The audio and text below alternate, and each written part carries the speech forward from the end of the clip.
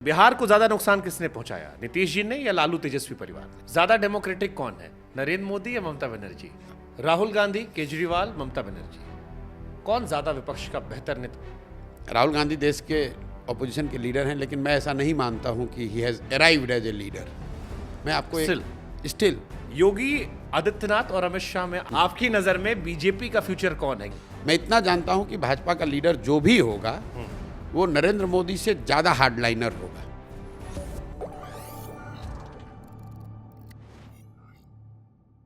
आखिरी 1 मिनट, कुछ सवाल हमने रखे, इसमें एक लाइन का जवाब आपको समझाना है। ये जनता के सवाल थे। बिहार को ज्यादा नुकसान किसने पहुंचाया, नीतीश जी ने या लालू तेजस्वी परिवार ने? दोनों ने मिलकर। इन दोनों से ज़्यादा नुकसान बिहार को पहुंचाया है कांग्रेस और भाजपा ने, क्योंकि लोगों को ये पता नहीं है लालू जी अपने दम पर सिर्फ बिहार एक ही बार जीते। नीतीश कुमार आज तक बिहार अपने दम पर नहीं जीत पाए। इन दोनों को जनता पर थोपे रखने की जिम्मेवारी जो है वो कांग्रेस की है। कांग्रेस ने चंद सांसदों के लालच में बिहार को लालू के हाथ में बेचा। आज भाजपा वही कर रही है।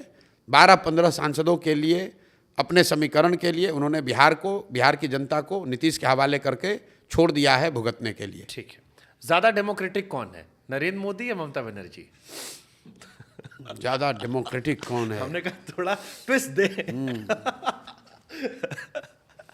मतलब फिनिश लाइन पर आपको देखना पड़ेगा। लेंस लगा कर डेमोक्रेसी ज्यादा डेमोक्रेटिक मैं वही तो कह रहा हूँ, एकदम जैसे होता है ना टाई हो गया। अब लेंस लगा कर देखना पड़ेगा थर्ड एम्पायर को भेज तो के। अंदर से देखिए ना। नहीं, देखिए नेताओं में इस तरह के कंपैरिजन का कोई मतलब नहीं है। ठीक है। दूसरी बात है कि ममता बनर्जी मुख्यमंत्री हैं, नरेंद्र मोदी प्रधानमंत्री हैं। उस नज़रिए से भी ममता बनर्जी कितनी ऑटोक्रेटिक होंगी वो जब प्रधानमंत्री बनेंगी तब देखा जा सकता है। तो मोदी जी की तुलना अगर हो तो इंदिरा गांधी से की जा सकती है, ममता बनर्जी से तुलना तो कैसे की जाएगी? ममता दीदी खिलाफ हम नहीं जा रहे सर। नहीं, क्योंकि ममता बनर्जी मुख्यमंत्री हैं, खिलाफ और पक्ष की बात नहीं है। आप मुख्यमंत्री की तुलना कर रहे हैं प्रधानमंत्री के तौर पर। मैं तो पार्टी के अंदर डेमोक्रेसी की बात कर रहा हूं, स्टाइल ऑफ वर्किंग में डेमोक्रेसी। मैं तो देश के हिसाब से बात ही नहीं कर रहा। मैं आपको बता रहा हूं किसी भी पार्टी में बाय एंड लार्ज कहीं पर यहाँ इंटरनल डेमोक्रेसी है नहीं। वो थोड़ा कम या ज्यादा ठीक बात, एक ही बात है। ठीक बात। योगी आदित्यनाथ और अमित शाह में आपकी नजर में, बिकॉज अब मैं आपसे जनस्वराज थोड़ा हटकर ही पूछ ले रहा हूं ज्ञान लेने के लिए, आपकी नजर में बीजेपी का फ्यूचर कौन है? क्योंकि अभी बड़ा चर्चा चल रही है कि कुछ अंदर खाने चल रहा है। देखिए, ये सवाल पहले भी पूछा गया है दूसरे शब्दों में, नॉट एज दिस ऑब्जेक्टिव कि ये होंगे कि ये होंगे। मैं ये नहीं जानता हूं कि कौन होगा। मैं इतना जानता हूं कि भाजपा का लीडर जो भी होगा वो नरेंद्र मोदी से ज़्यादा हार्डलाइनर होगा, क्योंकि उनकी लीडरशिप की ट्रेजेक्ट्री बिल्कुल क्लियर है। पहले वाजपेयी और आडवाणी का कॉम्बिनेशन था, फिर आडवाणी जी और मोदी जी का कॉम्बिनेशन हुआ, फिर आप देख रहे हैं कि अब मोदी जी और अमित शाह का कॉम्बिनेशन है, अमित शाह और योगी जी का कॉम्बिनेशन। तो ये ट्रेजेक्ट्री बिल्कुल क्लियर है। जो भी नेता होगा वो मोदी जी से ज़्यादा हार्डलाइनर होगा। ठीक है। किसकी आइडियोलॉजी देश के हित में है, नेहरू जी की वाली आइडियोलॉजी या सावरकर जी वाली? नेहरू जी बहुत बड़े लीडर थे और मतलब there is a reason why he is called the architect of modern India.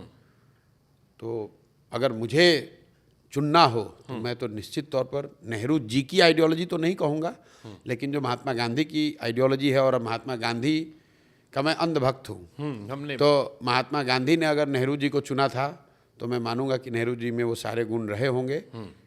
वो सबसे सही व्यक्ति उस समय कालखंड में रहे होंगे देश को चलाने के लिए, तभी महात्मा गांधी ने उनको चुना होगा। राहुल गांधी, केजरीवाल, ममता बनर्जी, कौन ज्यादा विपक्ष का बेहतर नेता जो मोदी जी से? भैया, आज लोकसभा में देश में विपक्ष के नेता राहुल गांधी हैं, तो स्वाभाविक तौर पर राहुल जी को आप कैसे देखते हैं आप? क्योंकि कुमार विश्वास जी से बात कर रहा था, he said he is a great guy, I have met him, he is a great guy, but I still believe कि उन्हें फोर्स किया गया पॉलिटिक्स में, that was why he is not able to, वो जो कहते हैं ना, ब्लास्ट कर देना, फोड़ देना। देखिए, हमारी क्या विसात है कि हम राहुल गांधी पर टिप्पणी करें। आपने काम, लेकिन बहुत काम किया है। साथ काम उनके साथ तो बहुत नहीं किया है, लेकिन मतलब उनको जानते हैं, घंटों बिताए उनके साथ। मतलब राहुल गांधी देश के अपोजिशन के लीडर हैं, लेकिन मैं ऐसा नहीं मानता हूं कि he has arrived as a leader. मैं आपको स्टिल आपको एक आंकड़ा दे देता हूं। इंदिरा जी की सबसे बड़ी हार हुई 1977 में। तो उस सबसे बड़ी हार में इंदिरा जी के नेतृत्व में कांग्रेस को 154 सीट मिला था। राहुल जी के नेतृत्व की ये सबसे बड़ी जीत है कांग्रेस की, उनको 99 सीट मिला है। That tells you the difference, that tells you the distance he has to cover.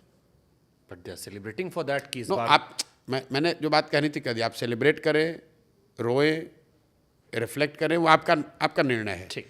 मैं आपको ये कह रहा हूँ कि इंदिरा जी की सबसे बड़ी हार में कांग्रेस को 154 सीट मिला था, राहुल गांधी की सबसे बड़ी जीत में कांग्रेस को 99 सीट मिला है। That shows the distance Rahul Gandhi has to cover as a leader to emerge as the popular choice of the country. Second last question, Narendra Modi और अटल बिहारी वाजपेयी में बीजेपी का सबसे बड़ा नेता कौन आपको लगता है? versus ये तो भाई बीजेपी वाले ही आपके हिसाब बताएंगे। से, तो आप एनालिस्ट नहीं, एनालिस्ट तो मैं हूं नहीं, ये तो वही लोग बताएंगे कौन ठीक है। बड़ा नरेंद्र नेता मोदी होगा। क्या इस चुनाव के बाद कमजोर हुए हैं, डिक्लाइन शुरू हुआ अभी, या नहीं, आपको ये- लगता है कि ही विल कम बैक नहीं, स्ट्रॉन्गर?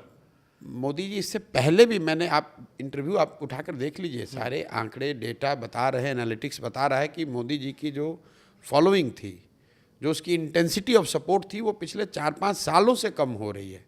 और हर इंटरव्यू में ये हम लोग बता रहे हैं। मैंने एक आंकड़ा दिया था कि 2014 से 2019 के बीच में बीजेपी का अंडर परफॉर्मेंस असेंबली इलेक्शंस में, जहां मोदी जी खुद के लिए नहीं अपने पार्टी के साथियों के लिए वोट मांग रहे हैं, वहां पर बीजेपी का अंडर परफॉर्मेंस था 3 परसेंटेज पॉइंट।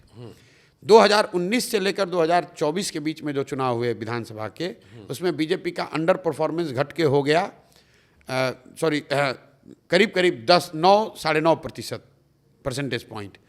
तो मोदी जी को पहले लोगों ने वोट दिया, मोदी जी ने जिसको कहा उसको वोट दिया, लेकिन पहला कहाँ क्रैक आया, जहाँ मोदी जी के कहने पर उस तरह से अंधभक्त होकर लोगों ने वोट नहीं दिया। फिर वो धीरे धीरे रिफ्लेक्ट होने लगा। मोदी जी ने खुद के लिए भी जो वोट मांगा है, परसेंटेज भले न गिरा हो, सीटें तो कम हो ही गई। लास्ट क्वेश्चन, एक जहां आपने बड़ा ब्यूटीफुली डिफाइन किया था how to defeat Narendra Modi and BJP, how to defeat, हाँ, आपने कई सारे पॉइंटर्स में समझाया था, इन पॉइंट्स पे काम करना होगा तो हार होगी। आपकी नज़र में, क्योंकि आप कह रहे हो डिक्लाइन मोदी जी का हो रहा है, थोड़ी इंटेंसिटी कम हो रही है, आने वाले टाइम में कौन सा लीडर आपकी नज़र में आपको लगता है कि यार ये रिप्लेस कर सकता है नरेंद्र मोदी जैसे व्यक्तित्व को? देखिए, still he is larger than life when you compare to other. मैं आपको बताऊं, आज के परिप्रेक्ष्य में भाजपा को कोई भी एक दल अगर कोई चुनौती दे सकता है अकेले या किसी फॉर्मेशन में, तो कांग्रेस ही है।